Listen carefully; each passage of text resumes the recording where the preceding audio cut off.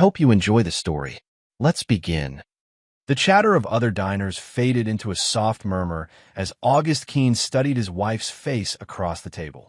10 years of marriage, and still, he found himself captivated by the elegant curve of her cheekbones and the way her blue-gray eyes caught the candlelight. But tonight, something was off. "You've barely touched your appetizer," August said, setting down his fork. Rhea looked up, her smile not quite reaching her eyes. "My stomach's a bit off. Nothing to worry about." August nodded, unconvinced. The restaurant, one of Austin's most exclusive, hummed with activity around them. White tablecloths, crystal glasses, and the quiet efficiency of the waitstaff created a cocoon of refinement that had cost him a small fortune to secure for their anniversary. "We could have rescheduled if you weren't feeling well," he offered. "On our 10th anniversary? I wouldn't dream of it." Rhea reached across the table and squeezed his hand briefly. "Let's order some wine. That might help." August signaled the sommelier, but his attention remained on Rhea. She'd been distant lately, subtle shifts in behavior that his analytical mind couldn't help but catalog. Tonight, she'd worn the silver pendant he'd bought her for their 5th anniversary, but not the matching earrings. Her makeup was immaculate, but heavier than usual. Her posture was rigid, her laugh a beat too slow. The waiter approached with their main courses, setting down plates of expertly prepared beef tenderloin with truffle reduction. "Anything else I can get for you, sir?" the waiter asked, his voice professionally neutral. "No, thank you," August replied. Adjusting his plate slightly, that's when he saw a small folded piece of paper tucked partially under his plate. With a casual movement, he picked it up while reaching for his napkin. "Excuse me for a moment," he said to Rhea, pocketing the note. "I need to use the restroom." In the privacy of a bathroom stall, August unfolded the note with steady hands. 5 words in neat, unfamiliar handwriting. "Don't eat. It's poison." A cold wave washed through him. His mind, trained through years of complex programming challenges to systematically evaluate problems, immediately began assessing possibilities. A prank? A mistake? The correct target? August splashed cold water on his face and stared at his reflection. His dark hair was neatly trimmed, his blue eyes now sharp with focus. He looked utterly ordinary, a successful software engineer celebrating an anniversary. Nothing about him suggested he should be the recipient of such a warning. He returned to the table, his demeanor composed despite the alarm bells ringing in his head. "Everything okay?" Rhea asked, her fork poised over her untouched meal. "Fine," August replied, sliding back into his seat. "Just needed a moment." He watched her carefully as she took a small bite of her food, then set her fork down again. "I think I'll just have some water," she said. "This rich food isn't agreeing with me tonight." August nodded, pretending to take a bite of his own meal while actually depositing it in his napkin. "Maybe we should skip dessert and head home early," he suggested. "You can get comfortable, and I'll make you some tea." Relief flickered across Rhea's face. "That sounds perfect, actually." As August paid the bill, his mind methodically sorted through the events of the evening. The note wasn't a random occurrence. Someone had deliberately warned him, and Rhea's behavior, her reluctance to eat, her eagerness to leave aligned too perfectly with a warning to be coincidental. The universe operated on logic and patterns. August had built his career understanding those patterns. Now, he would apply that same disciplined approach to understanding what was happening in his marriage. Streetlights swept rhythmically across the interior of their Audi as August drove through downtown Austin. Beside him, Rhea stared out the passenger window, her profile illuminated in intermittent flashes. "The restaurant really outdid themselves tonight," she said, breaking the silence. That wine pairing was exceptional. August noted the forced casualness in her tone. "You hardly drank any," he replied evenly. "I told you my stomach feels off. Maybe I'm coming down with something." She turned to face him. "Did you enjoy the food at least?" "It looked impressive," he said, deliberately vague. "Not sure it lived up to the price tag." "That's how these high-end places are," Rhea said with a dismissive wave. "More style than substance." August tightened his grip on the steering wheel. More style than substance. An apt description for things beyond overpriced restaurants. "Do you remember our first anniversary?" Ria asked. That Italian place on 6th Street? Where the waiter spilled red wine all over your new shirt. I remember August said, you helped me soak it out when we got home. Ria smiled, seeming genuinely nostalgic. We were so broke back then. You were still at that startup, working insane hours. Things change, August said. The familiar landscape of their neighborhood came into view: manicured lawns, tasteful modern homes, the trappings of upper-middle-class success. For the better, Ria added quickly. Look at everything we've built together. August pulled into their driveway, the automatic lights illuminating their contemporary home. For bedrooms, 3 bathrooms, an open-concept living area, all the checkboxes of success properly ticked. He helped Ria out of the car, noticing how she subtly pulled away from his touch. Inside, Ria slipped off her heels at the door. I think I'll take a shower and head to bed early. Rain, check on that tea. Of course, August replied. I have some work emails to catch up on anyway. I'll be in my office. He watched her climb the stairs, her movements deliberately measured, as if she were performing for an audience. Once she disappeared into the master bathroom, August stood motionless in the entryway, listening to the distant sound of the shower, starting point 10 years. A decade of shared meals, vacations, arguments, reconciliations. A decade of building what he thought was a partnership. Now, standing in the home they'd chosen together, August felt like a stranger. He walked to the kitchen and retrieved a bottle of water from the refrigerator. His reflection distorted in the stainless steel doors, stretched and warped, just like his perception of his marriage had become in the span of a single evening. The shower upstairs shut off. August took his water and headed to his home office, closing the door behind him with a soft click. August's home office was a testament to his ordered mind. 3 monitors arranged precisely on a minimalist desk. Bookshelves organized by subject matter and then alphabetically. A whiteboard covered in neat handwriting, project timelines and code snippets for his latest work project that he locked the door, then removed the note from his pocket and placed it on his desk. The paper was high quality, probably from the restaurant's own stock. The handwriting was precise, each letter carefully formed. Not Ria's looping script, which he knew intimately from a decade of birthday cards and shopping lists. August opened a drawer and withdrew a small file containing various documents with Ria's handwriting: birthday cards, notes, grocery lists. He compared them methodically to the warning note. Definitely not the same hand. Who had written it? A waiter? A concerned patron who'd overheard something? And more importantly, was there any truth to the warning? August pulled his keyboard toward him and began to type. A new document, organized chronologically. He titled it Behavioral Changes and began listing observations. 3 months ago. Ria joins new gym/wellness center 2 months ago. New password on phone. Previously shared passwords. 2 months ago. Girls' night increases from monthly to weekly 6 weeks ago. New clothing purchases higher end than usual. 1 month ago. Started cleanse diet from new nutrition coach 3 weeks ago. Changed perfume 2 weeks ago. Unexplained 2-hour absence when grocery shopping individually. Each item was innocuous. Together, they formed a pattern that August couldn't ignore. He opened his browser and logged into their shared cloud storage. Ria's phone automatically backed up to this account, a security measure they'd implemented years ago after she'd lost her previous device. The most recent backup was from yesterday. August navigated through folders, finding nothing immediately suspicious. Text messages were minimal, mostly logistics and brief exchanges with friends he recognized. Her call history showed frequent calls to a number he didn't recognize. August ran the number through a reverse lookup service. Adrian Sutter, nutritionist and wellness coach. The website showed a fit man in his early 40s with perfect teeth and a practiced smile. August leaned back in his chair, fingers steepled under his chin. A nutrition coach. That aligned with Ria's recent focus on clean eating and her new gym routine. But why the secrecy? Why the password-protected phone? Why the warning note at dinner? He returned to the cloud backup, diving deeper. Deleted items were more difficult to access, but not impossible for someone with his technical expertise. After nearly an hour of methodical work, August found a cache of deleted photos. His stomach tightened as the first image loaded. Ria, in their bed, naked except for the silver pendant he'd given her.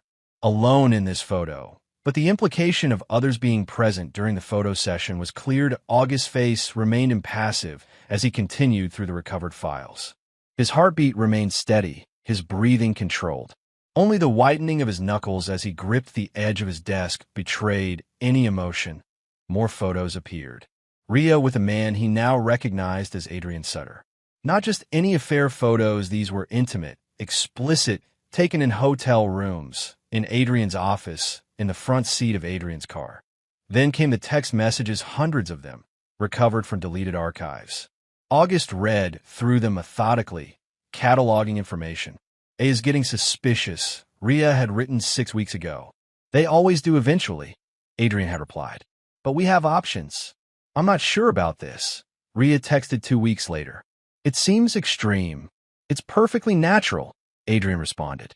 I've helped others through similar situations. Trust me. And yesterday. Tomorrow night? After dinner. Everything's ready. Just make sure he eats it all. August closed the browser and sat motionless, processing.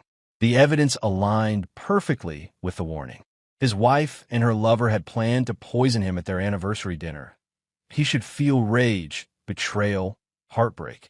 Instead, he felt an icy clarity descending like a protective shield. The problem was now defined, and defined problems could be solved. August pulled out a fresh notepad and began writing again, this time creating a structured investigation plan. He would need allies, evidence, a strategy. 10 years of marriage had ended tonight, though Rhea didn't know it yet. What would replace? It was a precisely executed plan to ensure that those who had betrayed him would face consequences proportional to their actions. August Keene, senior software engineer and deceived husband, began to map out his code of justice.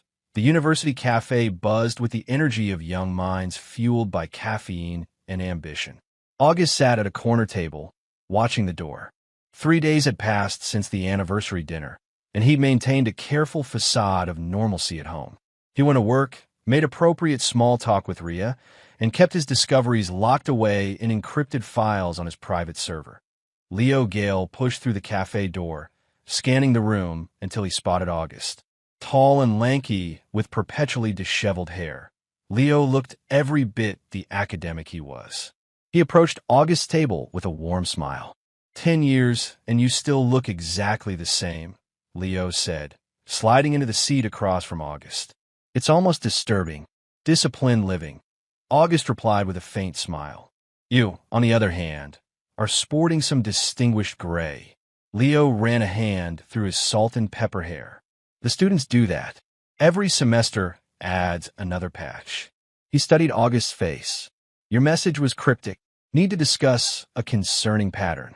What's going on? August had met Leo during their undergraduate years, before August switched from psychology to computer science. Leo had stayed the course, eventually earning his PhD and securing a teaching position at Austin University. More importantly, he'd remained a friend even as their paths diverged, one of the few people August truly trusted. I need your professional perspective, August said, keeping his voice low.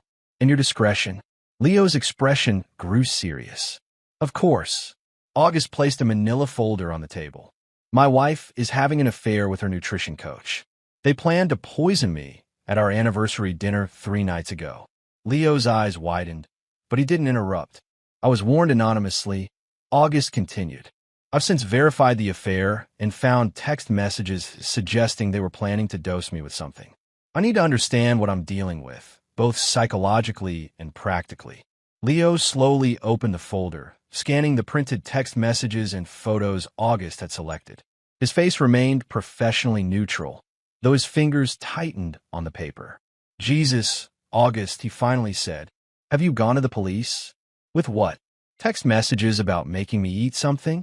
Photos proving my wife is unfaithful, but not criminal? I need more. Leo nodded slowly. What do you need from me? 2 things.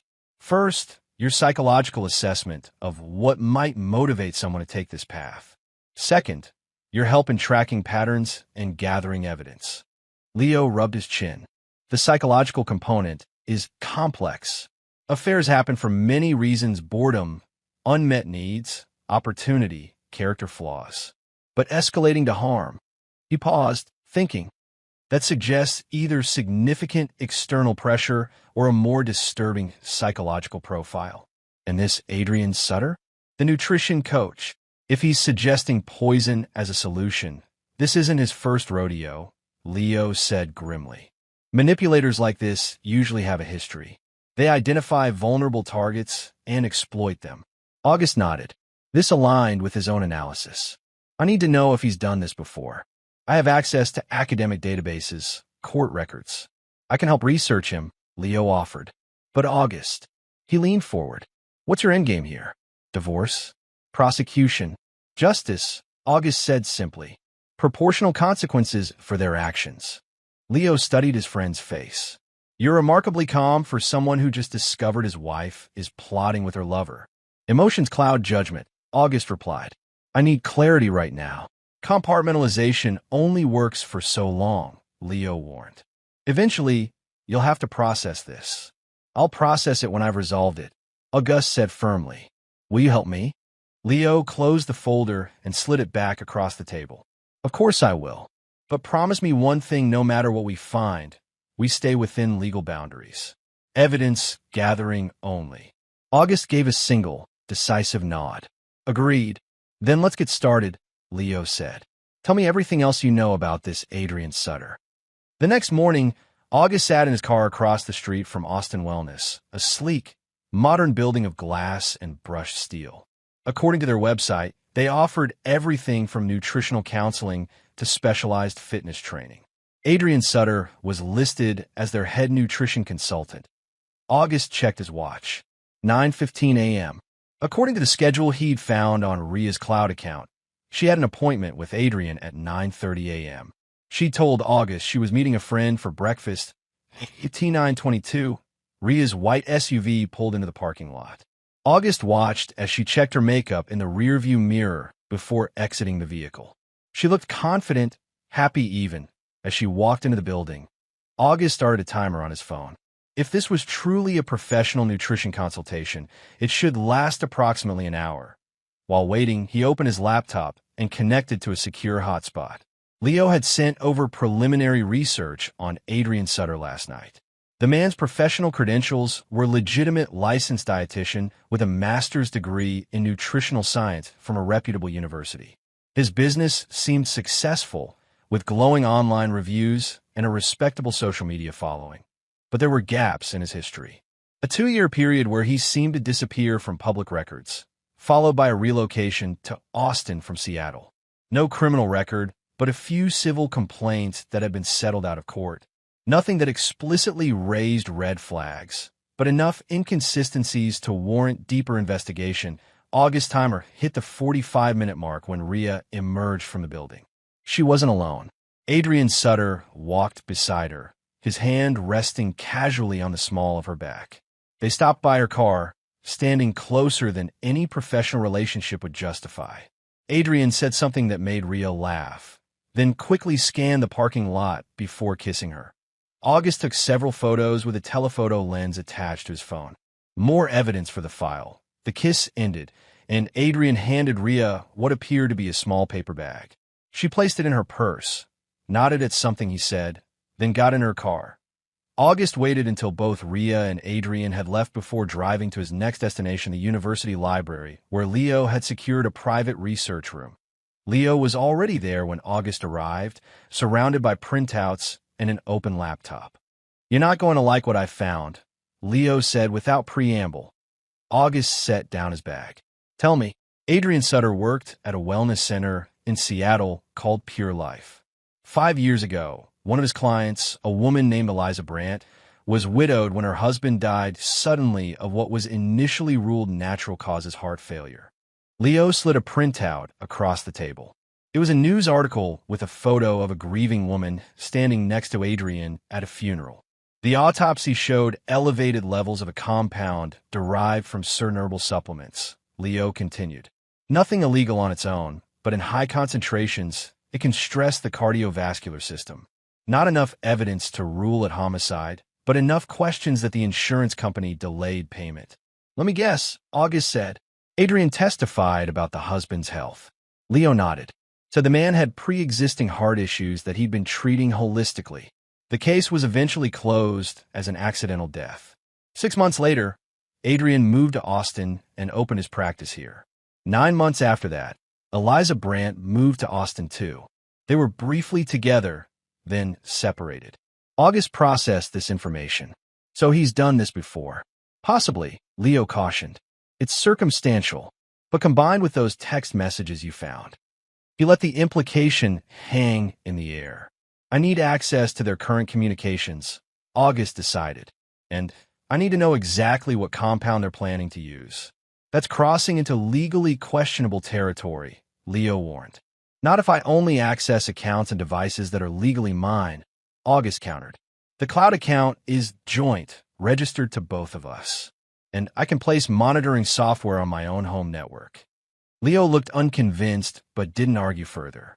What about the compound? That bag he gave her today could contain it. I'll find it, August said. I need to know what we're dealing with. If it's the same substance used in Seattle, that strengthens the case considerably. And then what? Leo asked. Go to the police? August's expression hardened. First, I gather irrefutable evidence. Then I decide how best to ensure they face appropriate consequences. I know that, look, August, Leo said warily, you're planning something beyond simple evidence gathering. I'm planning justice, August replied. Nothing more, nothing less. As he left the library, August's phone buzzed with a text from Rhea. Working late tonight. Don't wait up for dinner. Love you. August texted back. No problem. Take care. Love you too. The words felt foreign, a code he no longer understood. But they maintained the facade, which was all that mattered for now. The house was dark and silent when August finally returned home. Rhea's working late had extended well past midnight, according to the GPS tracker he'd placed on her car earlier in the day. The tracker showed her vehicle parked outside an apartment complex across town, presumably Adrian's residence. August moved through the house methodically, setting up small, unobtrusive cameras in the kitchen, living room, and hallway. Nothing in the bedrooms or bathrooms. He had ethical lines he wouldn't cross, even now. He only needed to document their conversations about him, not their intimate moments that in his office. August connected the cameras to his private server and tested the feeds. Everything worked perfectly. Next, he turned his attention to Rhea's home laptop. She rarely used it anymore, preferring her phone and tablet, but it remained on her desk in the spare bedroom she used as a craft room. August didn't need her password. As the household's technical support for a decade, he had administrator access to every device on the network. Within minutes, he'd installed monitoring software that would log all activity and forward it to his secure server. The final step was the most crucial. August needed to find the substance they planned to use. He started in the kitchen, methodically checking every cabinet, reading labels on every supplement and medication. Nothing seemed out of place. That he moved to the master bathroom, searching through Rhea's cosmetics and medications. Again, nothing unusual. Finally, he checked her closet, carefully examining bags and pockets without disturbing their arrangement. In the pocket of a rarely used gym bag, he found the paper sack Adrian had given her. Inside was an unlabeled amber bottle containing what appeared to be herbal capsules. August carefully removed 2, placing them in a small evidence bag, then returned everything exactly as he'd found it. Back in his office, August uploaded all the day's findings to a secure server, then sent an encrypted message to Leo, need testing capabilities for unknown substance. Any contacts in the chemistry department? Leo's reply came minutes later. Professor Diana Vega. Discreet, thorough. Can meet tomorrow. August set the evidence bag aside and turned to his computer. Time to check the cloud back up again. Rhea had been careless in the beginning, leaving traces of her affair in deleted files that August could recover.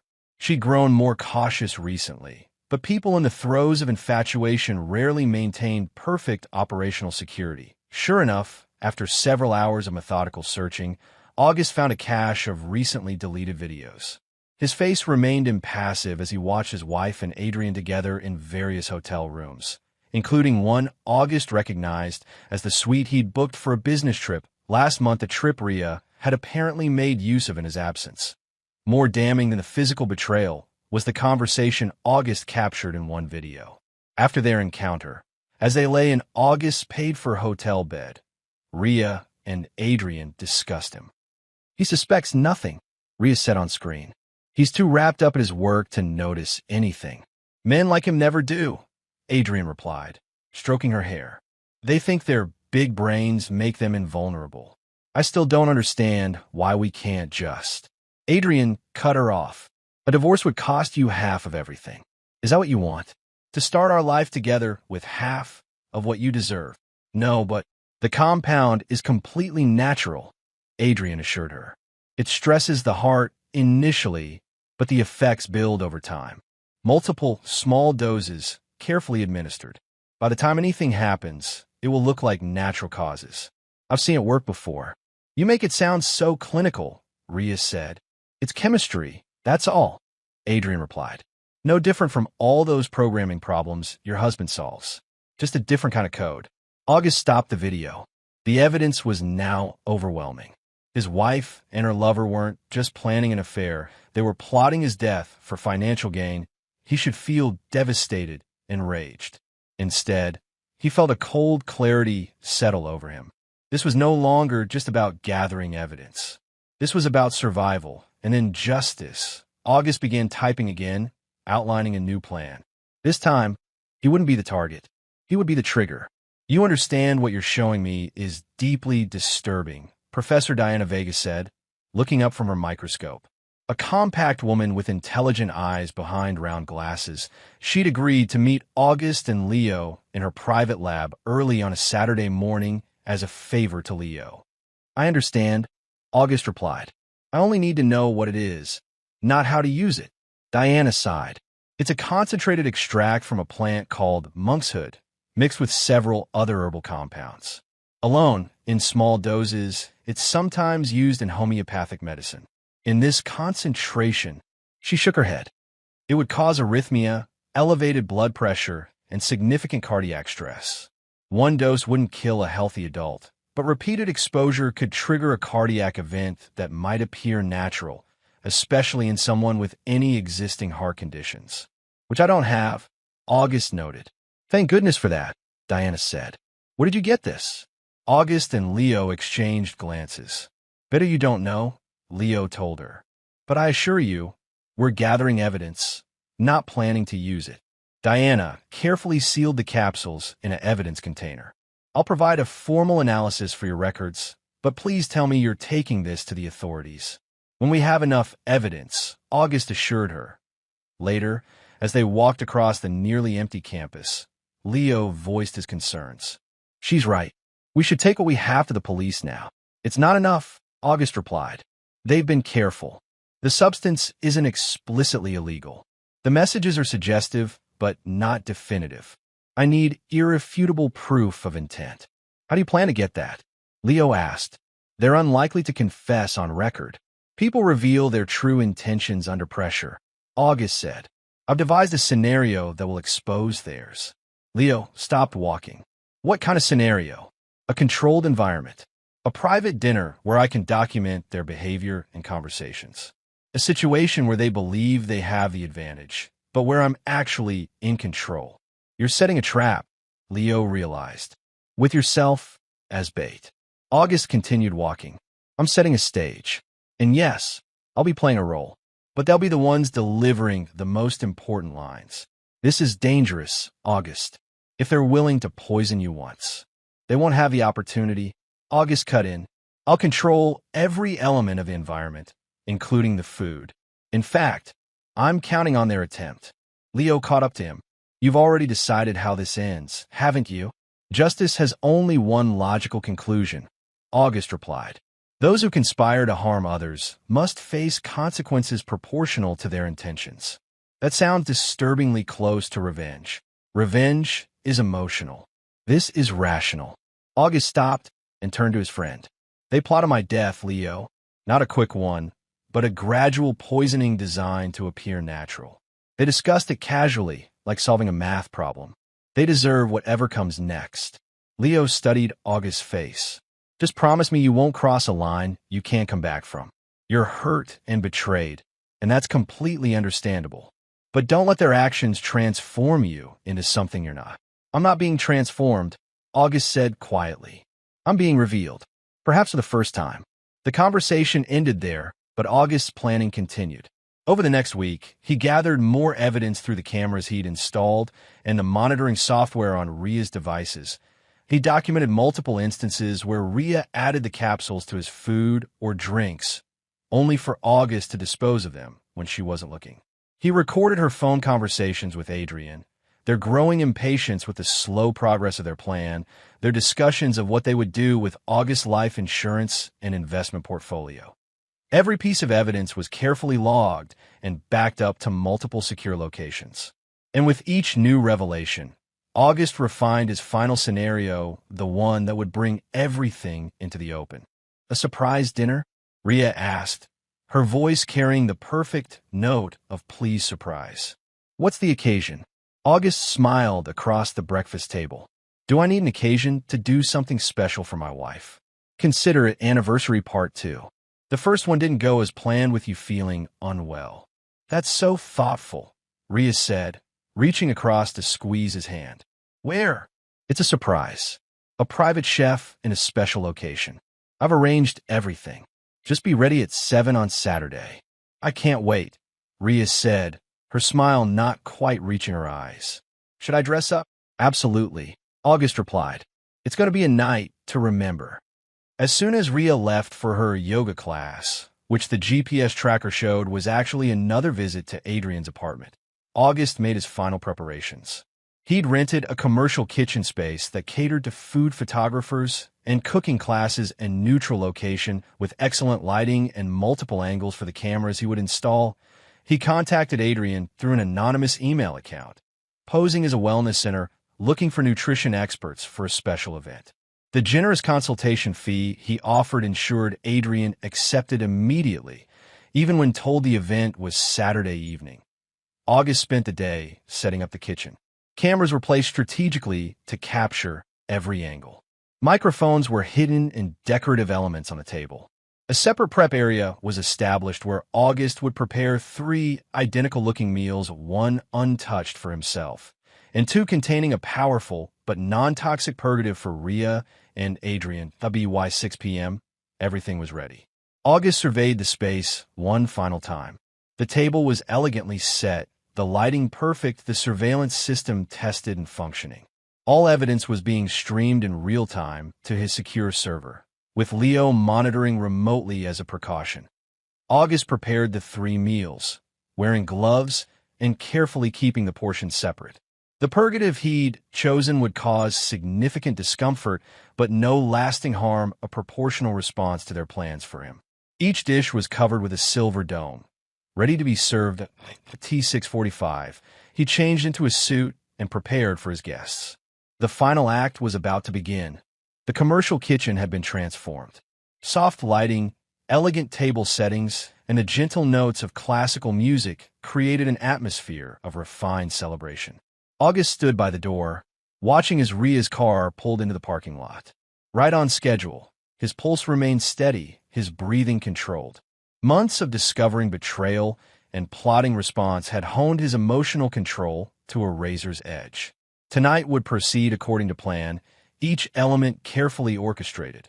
Ria entered first, wearing a sleek black dress August had never seen before. Her smile faltered momentarily when she saw the intimate setup. "This is not a restaurant," she said, glancing around. "Better," August replied, taking her coat. "Private chef, private space. Just for us." "You went all out," Ria said, recovering her composure. "It smells amazing. I have a few special touches planned," August said. "But first, I invited a surprise guest for the appetizer course. Someone you've been working with who's helped you so much lately." Ria's eyes widened slightly. "What do you mean?" The door opened behind them. Adrian Sutter walked in, freezing momentarily when he saw Ria. He recovered quickly, extending his hand to August. "Mr. Keene, I'm Adrian Sutter. I believe you contacted me about nutritional consultation for an event." August shook his hand firmly. "Indeed I did. Please come in." I believe you know my wife, Rhea. Adrian glanced between them, his professional smile never wavering. Mrs. Keene, yes. We've met at the wellness center. Rhea's face had drained of color. August, what is this?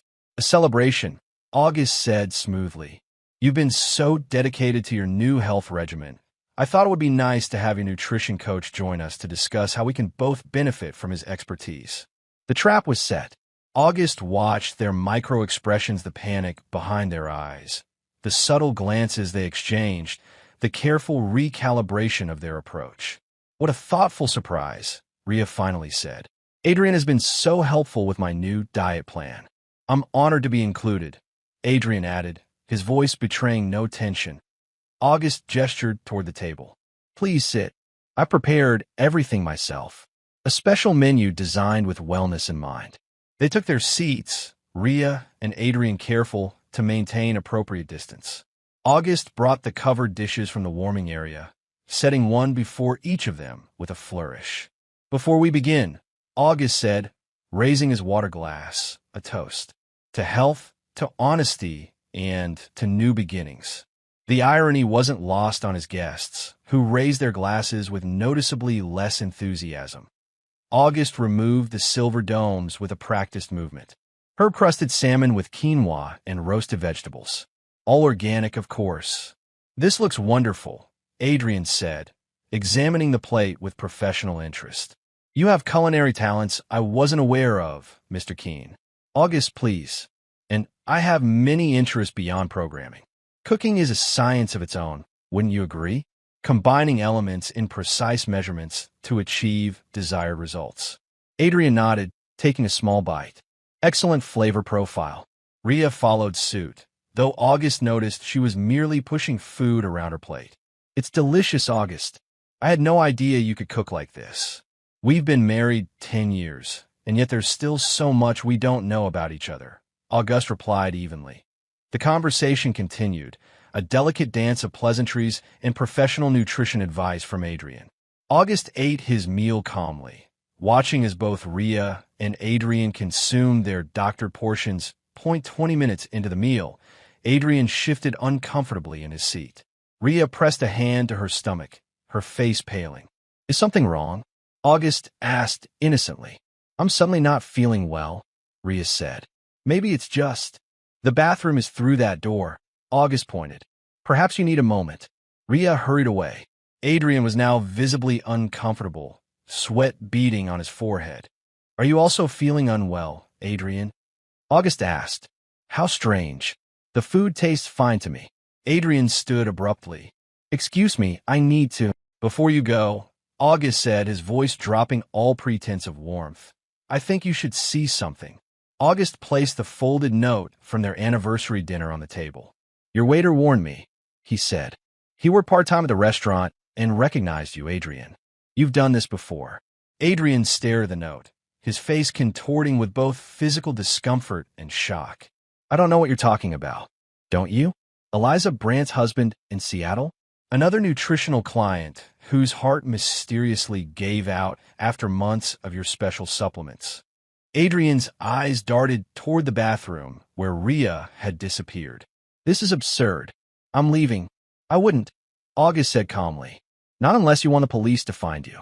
They're on their way, along with paramedics. Don't worry, what you've ingested won't kill you. Unlike the monkshood compound you and my wife have been adding to my food for weeks. The blood drained from Adrian's face. You have no proof of anything. I have everything, August replied. Every conversation, every text message, every video, the tainted capsules with your fingerprints, your previous victim in Seattle, and now your reaction to this confrontation, all being recorded as we speak.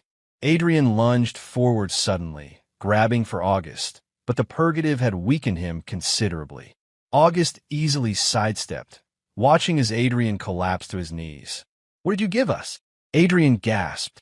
Just a taste of your own medicine, August replied, though significantly less lethal than what you planned for me. The bathroom door opened, and Rhea emerged, clinging to the doorframe for support. Her carefully applied makeup was smeared, her complexion ashen. August, we need to go to the hospital, she said weakly. Something's wrong with the food. Only your portions, August replied calmly. Mine was prepared separately. Ria's eyes widened as understanding dawned. You poisoned us. I administered a powerful purgative, August corrected.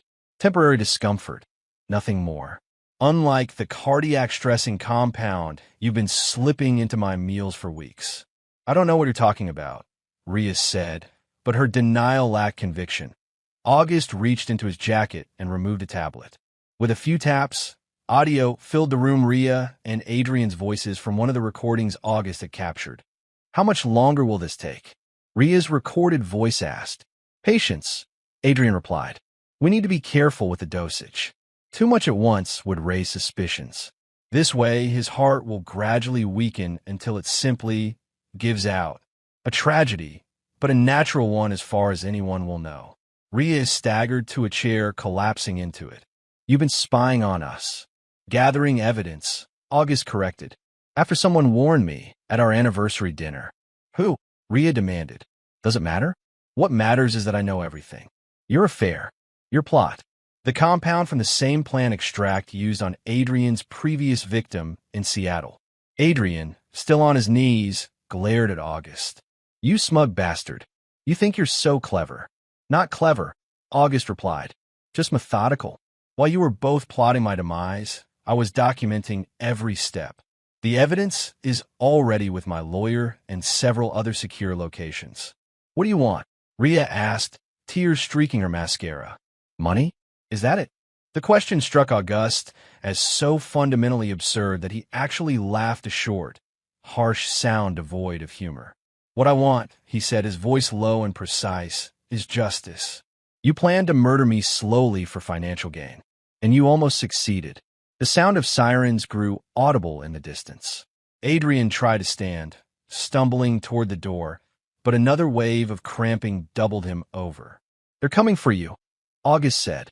Both of you. The paramedics will treat your symptoms, and the police will take your statements. They already have copies of all my evidence. You can't prove anything, Adrian gasped. It's your word against ours. August walked to one of the decorative vases on a shelf and removed a small camera. It's your words against your words. Every conversation, every plan, every dose administered, all documented. Ria began to sob, her body shaking. August, please. It wasn't my idea. Adrian convinced me. Don't. August cut her off. Don't insult what's left of our marriage with more lies.